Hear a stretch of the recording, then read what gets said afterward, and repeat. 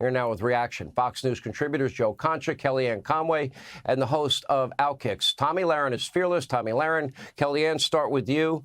The polls speak volumes. But here's the strategy. It's emerging. It's very simple. They're going to talk about MAGA Republicans, Trump, Trump, Trump. They're going to talk about January 6th. They're going to demagogue abortion, and then they're going to use the old playbook. Republicans are racist, sexist, homophobic, xenophobic, Islamophobic, transphobic, and they want dirty air and water. Will it work? It should not work. If we let it work, we are the stupid party, as Newt Gingrich sometimes likes to say. I don't think it'll work because I have faith in the American people, Sean. This is a choice between what you see with your own two eyes and what they tell you you should see with your own two eyes. We see the rising crime, the rising prices. We know what's going on in the Middle East. We see every single day, because of Fox News and people like Bill Maloogian and Sarah Carter and you, showing us what's going on at the border. People know what they see, and they're going to vote according to that. Now, Joe Biden has nothing else. Big people talk about big ideas and big policy issues. Small people talk about other people. He has nothing else. His poll numbers are not just down in disapproval generally, but on every major issue that America says is important to them. Joe Biden has made history as being the oldest, least inspiring, least accomplished, and least ready to lead president we've had in a while. And if Michelle Obama has a problem with all this, then she should have a talk with Joe Biden and ding, ding, ding, somebody we rarely hear from, Kamala Harris. She's made history, too. Not why you think. She's made history because her approval rating is the lowest of any vice president since we've been looking at it. One last thing, Sean, on all of this. Well, I want to ask you this, though. As a pollster, please. As a pollster, I'm just wondering, because you've done this for years, and you see that he's losing huge numbers demographically. Hispanic Americans, African Americans, young people, women that are female voters. Like, how real are these numbers? Because he's losing, in some cases, 20, 25% of support. That is the base of the Democratic Party. The numbers are real, Sean, and the excuse the Democrats use to keep Joe Biden and Kamala Harris on the ticket is Trump, Trump, Trump. I challenge everyone out there, if you want to have a conversation with someone who is supporting Biden, ask them a question about Biden and see how many words or seconds it takes them to say Trump. They can't get to 10 seconds or 10 words without Trump, Trump, Trump. They simply cannot define him. Now, what you just said is important. I think that we're going to have a record number of voters among Hispanics. Why is that relevant? Because 1 in every 4 school children in this country is Hispanic. Hispanics, on average, are 30 years old is the average age of Hispanics. Whites, average age 44. Asians and African Americans about 35, 37. This is important because if you can lock up the Hispanic vote, if you can improve it 5, 7, 12%, you basically win the election. I think Trump will do better among independents, among first-time voters. He'll do much better among certain groups of women than people predict because they are so sick and tired of being talked to from the waist down only. You know what's waist up for me? My eyes, my ears, my heart, my mouth, and my brain. And whichever party and its candidates are willing to talk to women from the waist up also can prevail. January 6, 2017, they talked about golden showers and Russia collusion. They briefed the president-elect at Trump Tower. January 6, 2021 is all Joe Biden can focus on. I can't believe this man goes to hallowed ground like Liberty, like the Liberty Bell in Independence Hall in Pennsylvania, like the AME Church where 9 innocent people were slaughtered, and castigates and denigrates and divides us. People aren't going to buy it. They want to be lifted up, not brought down by their presidents. Let me go to Tomi. Tomi, the old playbook, MAGA Republicans, democracy in peril, January 6th.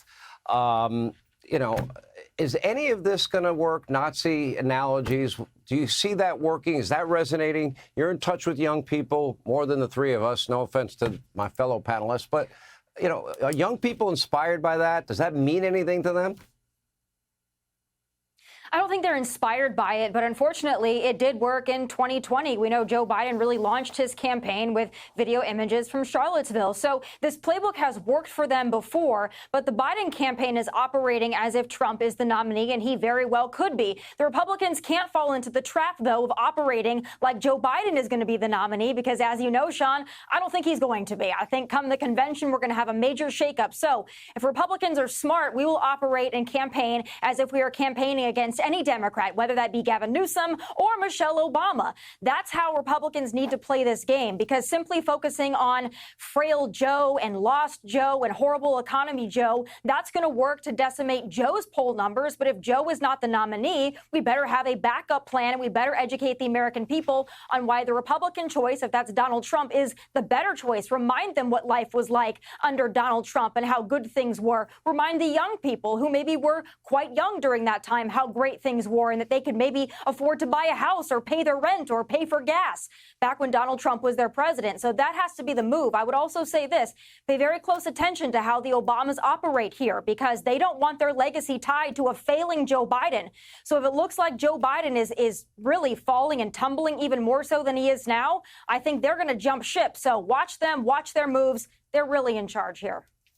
All right, so let me go to Joe Concha, because, Joe, you analyze the media better than anybody. You should have your own media show. It would be great. But there was apparently an invitation-only briefing in Delaware with the media, the biggest contributors to Joe's campaign in 2020. They allowed him to hide in the basement. They never fact-checked him. They're not going to fact-check his failed record. The only thing I would add to what Tomi said, and I think she's right on the mark, is now the difference between 2024 and 2020 is Joe has a record, and his record is atrocious. So in this briefing, I'm assuming that the mob and the media, your friends, the blue checkmark, media cult, basically are getting their talking points and basically being spoon-fed what the Biden campaign is going to want them to say.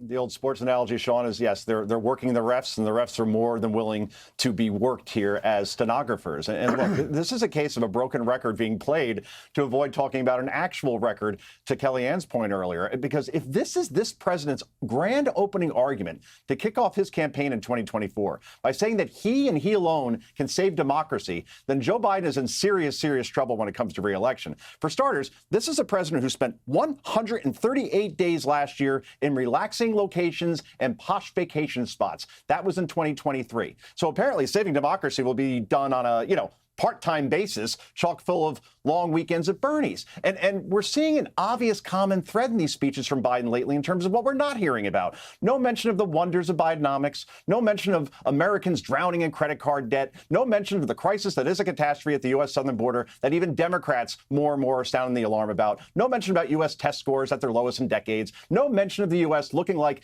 a complete and utter laughingstock to our adversaries because the commander-in-chief apparently has no idea where his defense secretary is.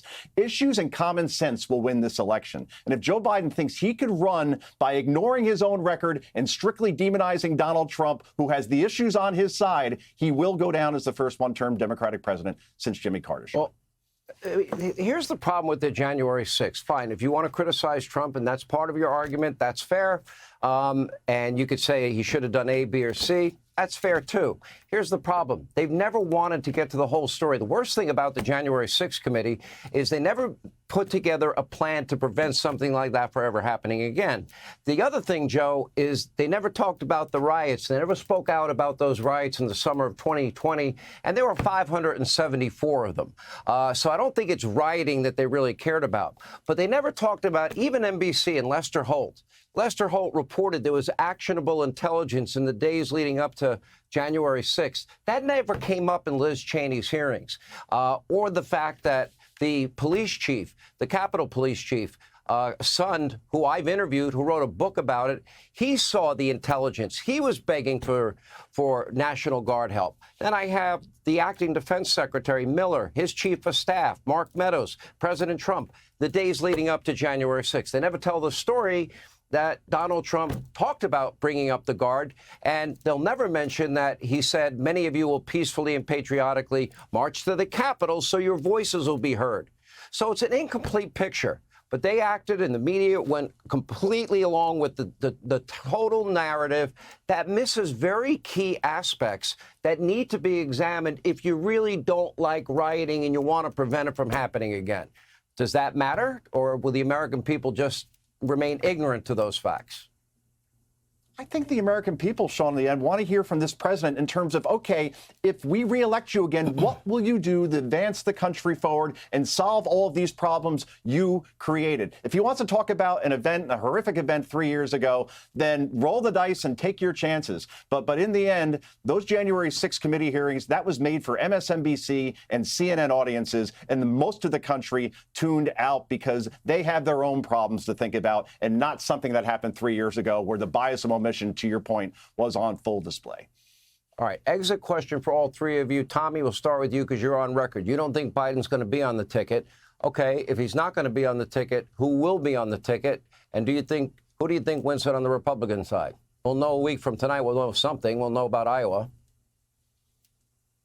I think it's going to be very interesting, but on the Democrat side, I'm still sticking with Gavin Newsom. You dealt him quite a blow with that debate about a month ago, but I still think it's going to be Gavin Newsom. So I think it's going to be a Newsom-Trump election. And hang on to your hats and hang on to your hair gel, my friends. Kellyanne. Joe Biden and Kamala Harris on that ticket. If I were a Democrat, I would have gotten rid of them a long time ago, rolled the dice, and said we're going to lose in 2024, but we'll save the party. We'll get back to being the party of youth energy and forward-looking. They can't do it now. They think that Biden beat Trump before, he can beat him again, and now they're stuck with him. All right, exit question, Joe Concha. It's Joe Biden versus Donald Trump. That is the rematch. It's the rematch that not a lot of people are exactly hungering for, but that's what we are going to have in 2024. I don't see any curveballs coming at this point. I say too early to decide about on the Democratic side. This guy is one fall away from not being on that ticket. I'll tell you that. I'd be very careful. Watch every step, Joe. You fall on your face, you break your nose. Not going to be good for you. All right. Thank you all. Tomi, Kellyanne, Joe Concha, Happy New Year. Hey, Sean Hannity here. Hey, click here to subscribe to Fox News YouTube page and catch our hottest interviews and most compelling analysis. You will not get it anywhere else.